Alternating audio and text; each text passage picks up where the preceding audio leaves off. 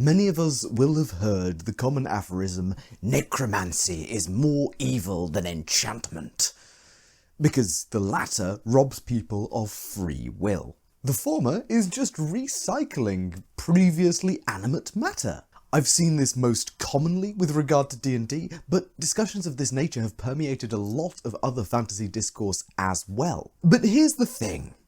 This line of thinking could not have existed except as the maddest, most fringe thought, even just 200 years ago in our world. And this common belief that mental manipulation is more evil than necromancy owes itself to a set of very modern assumptions that don't make all that much sense in a traditional fantasy world. So is enchantment actually evil?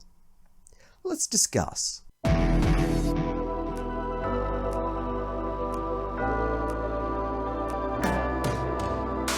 To get this out of the way first, free will is a contested and complex philosophical topic. Although the ancient Greeks loved to ponder about how important free will is for the flourishing of the human person, much of their economy was propped up by non-employed labourers. And we're all painfully aware that despite the Enlightenment enshrining basic understandings of personal freedom and liberty into our public consciousness, some people are simply less free than others, even in our modern world. Throughout history and across cultures, dowries are used to effectively sell women to their future husbands. And even today, there are legal, moral, social, and practical limits on how far one can exercise one's freedom and personal liberty. But that's just reality.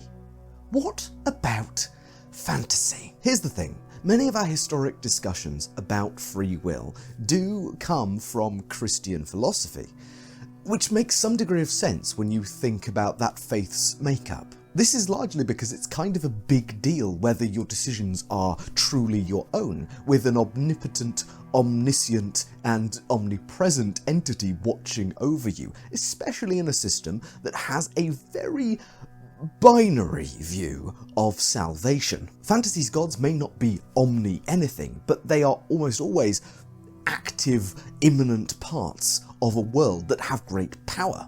They have the divine authority to transform and empower their followers, to grant blessings or curses. And in many fantasy systems, they have the power to claim their followers' souls upon death for some sort of afterlife. In short, the entire trajectory of your life can be set or derailed by the actions or whims of some deific being far beyond your ken. And because of how involved the gods tend to be, you tend to have very little control over the fate of your life, the destiny that is set out for you, or anything like that, even your own death or what happens after it. This is why liches are often presented as ultimate rule breakers. They're often necromancers. They often use necromantic rituals to bring themselves into this state of immortality where the gods' plans don't affect them, where they have escaped the treadmill of the powerful putting their thumb on the scales. In fantasy worlds filled with fate,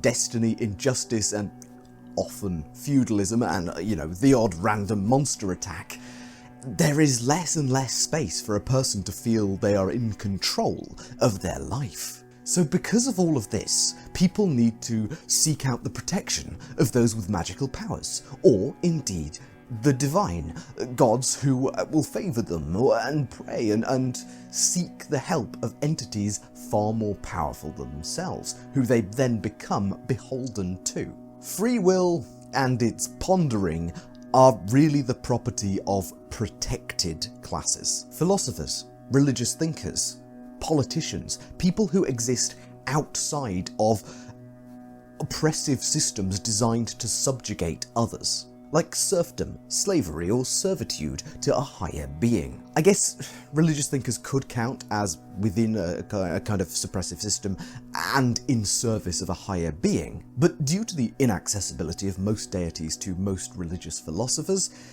these thinkers can rationalize away their servitude as they don't hear the voices of the gods in their heads. Usually. Fantasy folk tend to be far more in tune with the gods' immediate will, more like real-world prophets. The prophet and the theologian live very different lives. The former has an obligation created by their personal relationship with divine truth, and their actions are thus tied inexorably to the will of the divine. Whereas the theologian also seeks to understand the will of the divine through their work, but has room for more flexibility in thought, interpretation, rationalization, and lateral thinking. In this, I will admit, rather tortured analogy, fantasy peoples are closer to prophets like Muhammad and Job than the theological/philosophical model of people like Martin Buber and Thomas Aquinas. This may all seem rather divorced from the topic at hand, but I promise you it is deeply relevant. The presence of immanent deities means that fantasy folk in general cannot truly be free.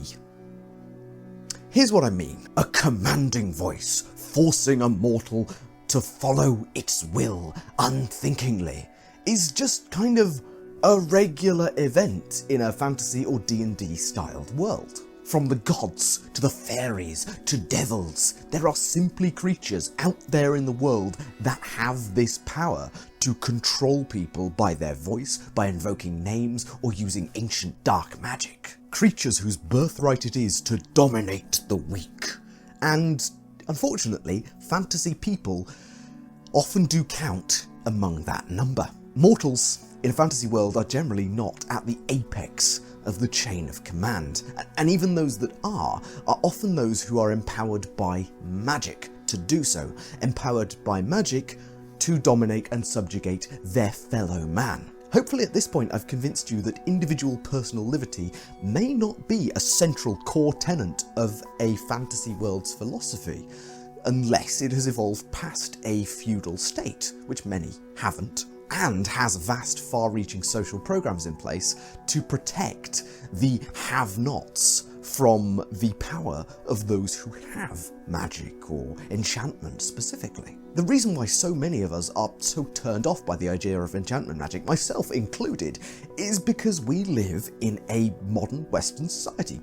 Generally, I mean, I don't speak for all of you, but we at least consume media that is made generally in that sphere. Without assumptions of equality and the sanctity of life, we would still be living under systems in which following the orders of those above you is the most important thing, with no room for personal liberty or freedom of expression, where orders are expected to be followed if they are given from on high, even to the expectation of personal detriment or anguish. For example, many modern military structures, even today, will expect that orders be followed via a chain of command, even to the danger and endangerment and detriment of those following said orders. In these structures, insubordination is often seen as the ultimate evil.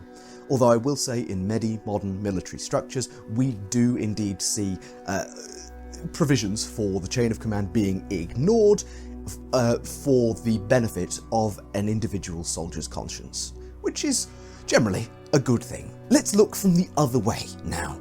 What can enchantment magic do to a person? I am going to use D&D's enchantment magic as an example here because I feel that it is quite representative generally in fantasy. It's also the system I know the best. But if anything, D&D is probably a little more domination happy than many other systems of magic in fantasy.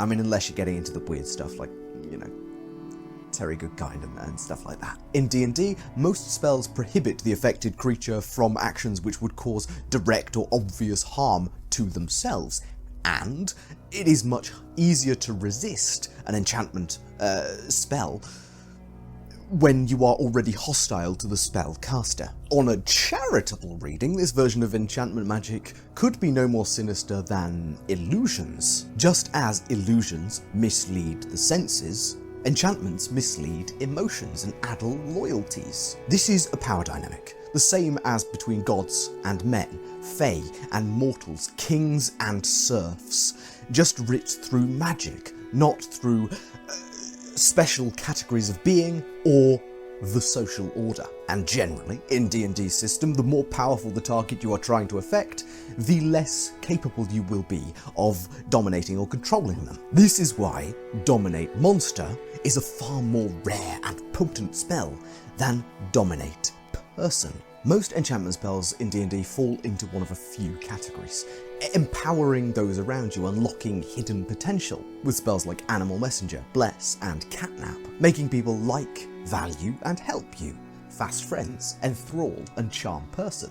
Manipulating others' emotions, antagonize, crown of madness, confusion, and dominations, which allow you to entirely control a person or prohibit certain actions, like command, hold person, or zone of truth. Compelled duel would count among these as well. I would say from a modern perspective we would consider these to be morally questionable in a kind of ascending order, from empowerment to coercion to emotional manipulation and to downright controlling people. All of these violate the principles of consent, even the ones that help people, empowering their bodies, for example. If you cast Animal Messenger on a creature, for example, you are imbuing it with the power to speak a message, which they might not want to do. Every enchantment spell affects the target's mind or body in some way, which violates their intellectual or bodily autonomy. In our modern society,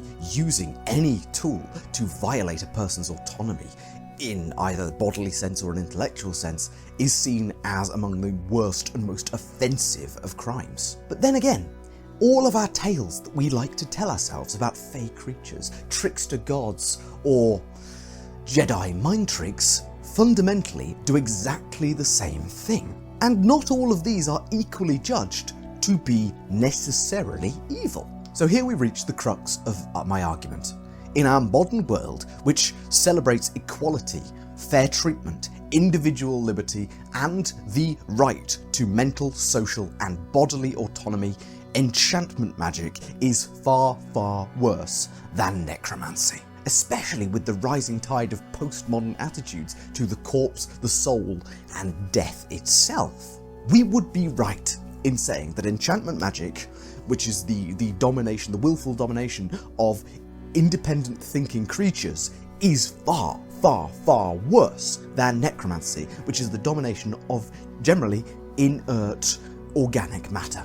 But this is not where our argument ends, because it ignores the cultural context of a fantasy world. As I've mentioned already, in many fantasy worlds, there exists a hierarchy of creatures, a strict hierarchy of power, and generally, people like us aren't on the top. In such a world, I fear that individual liberty may not develop at all as a form of social good, as the good or correct thing is that which pleases the gods, serves the interests of the great mage, or pleases the fae. Is it quite so evil to sacrifice people to a volcano when that volcano is definitely going to maliciously explode if you don't do it? When creatures of the fae will steal your newborn if you don't give up your happiest memory? Is there even a choice there? The luxury of morality is only available to those who sit in an unquestioned, unchallenged, long-term position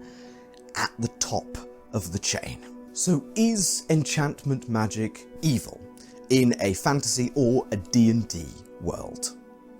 Not necessarily. It echoes the effects of social power, which can direct people to use their body in ways that are detrimental to them, but helpful to you. It is another alternative to social, religious, or martial coercion, all of which still exist in our modern world. In other words, enchantment magic is just power, albeit power not placed in institutions, gods, wealth, military might, or descended monarchical authority. In effect, it is really the tool of the common man, or really the common mage, to fight back against the monsters in the world that do the exact same thing to mortals. Yuan-ti, succubi, fae, hags, and many, many more. Yes, there are likely to be laws in place in most reasonable societies to ban any attempt to debilitate, manipulate or coerce your fellow man using magic, especially those who hold public office. Just as it is illegal to blow up a watchman using a fireball, it is likely to be illegal to enchant him to desert his post. Additionally, enchantment magic can be quite hard to track. Oftentimes in much of fantasy media it's quite subtle and subtly done, and in D&D especially there's an entire class that has the ability to subtly use magic, and there's an entire common magic item that allows for this capacity across all magic users.